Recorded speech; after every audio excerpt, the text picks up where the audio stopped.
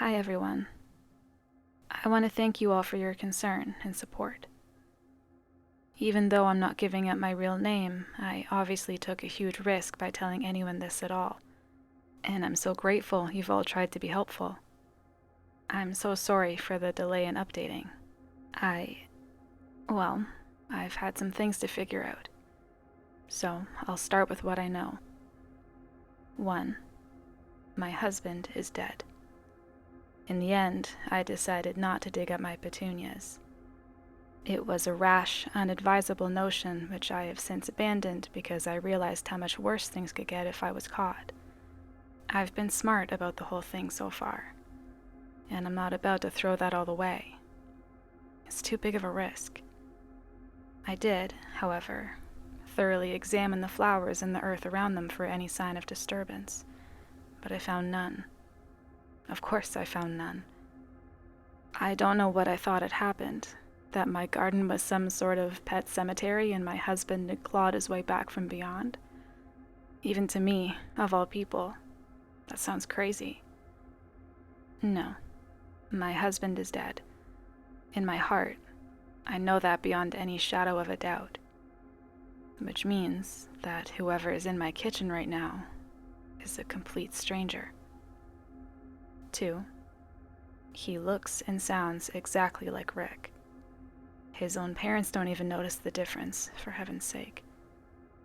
But he doesn't act like him at all, which tells me again that he is a stranger, that he never knew me before this, and he certainly never knew Rick. He doesn't enjoy the same things Rick enjoyed. He doesn't say the sort of things Rick said. He doesn't complain, doesn't raise his voice, doesn't lie or gaslight or cheat. Frankly, he's a better husband than Rick ever was. Honestly, when I think about it like that, I'm almost tempted to just let it go. I tried to let it go, not to get caught up in worrying and just accept my new life for what it is. But I find myself unable to let it go. Because even though this man seems ordinary and kind and reasonable, there's one thing that scares me still. For someone to have so confidently taken Rick's place, they would somehow have to be sure themselves that the real Rick would not return to complicate their plans, however innocent or sinister those plans may be. Whoever this man is who is calling himself Rick, he must surely know that Rick is dead. And if he knows that, I would bet anything that he also knows how. I've gambled with my life and my freedom before, and I don't intend to do so again. A couple of you suggested that Rick might have had a twin that, for whatever reason, I never knew about, or perhaps a doppelganger who saw his chance at a more comfortable life and took it. Either of these seemed to be the closest to the realm of possibility, so they were the first theories I set out to confirm or disprove.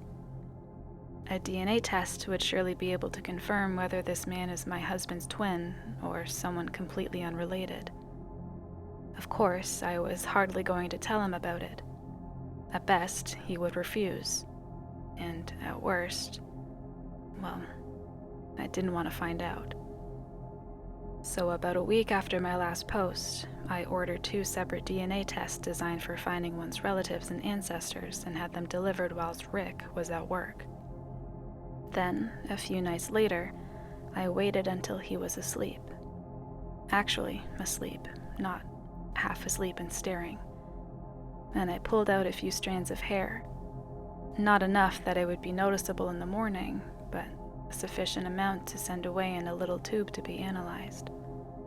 Much to my relief, he didn't wake up. I'm not sure how I would have explained it if he had.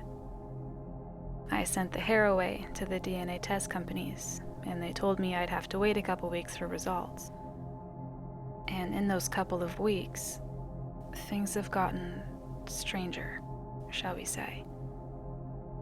You see, I've noticed that Rick never seems to eat of his own accord.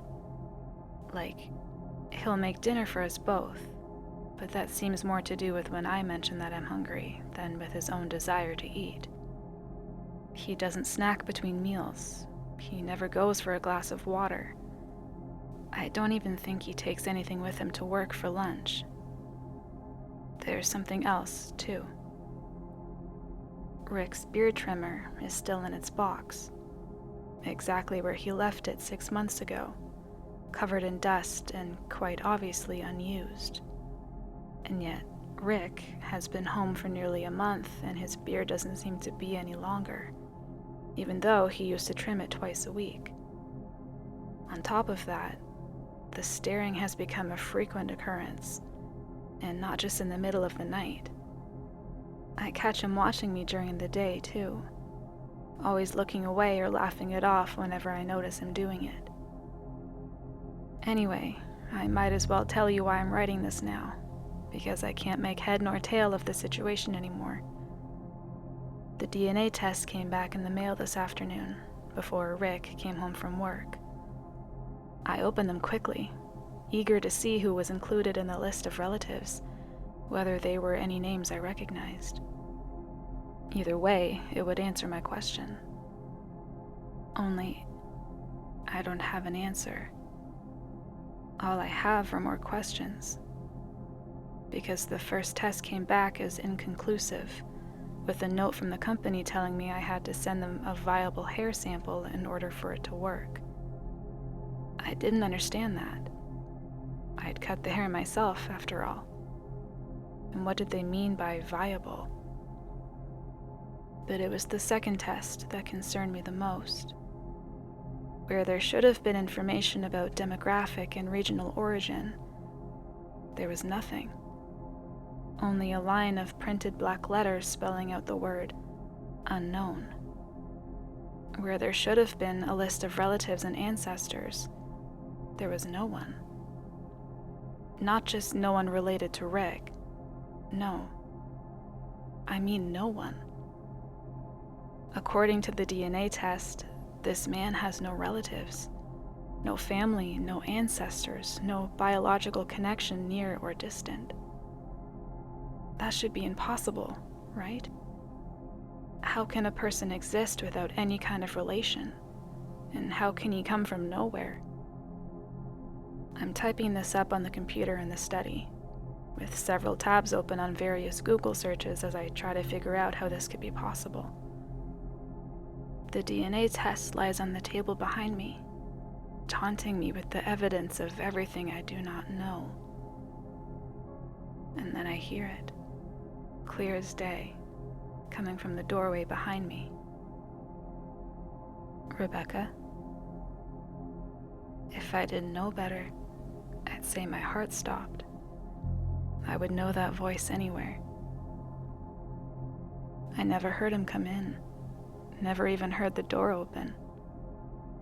Dimly, in the back of my mind, I recall that our door creaks every time it opens. How could I not have heard it? I turn over my shoulder towards not Rick, a false bright smile on my face. He is not smiling. His face is calm, but there's something hard about the line of his mouth that sets me on edge. What the hell is this? His voice is perfectly level, but something about it makes the hairs in the back of my neck stand up. There's an undertone to his voice that I haven't noticed before now. Something low and subtly grating.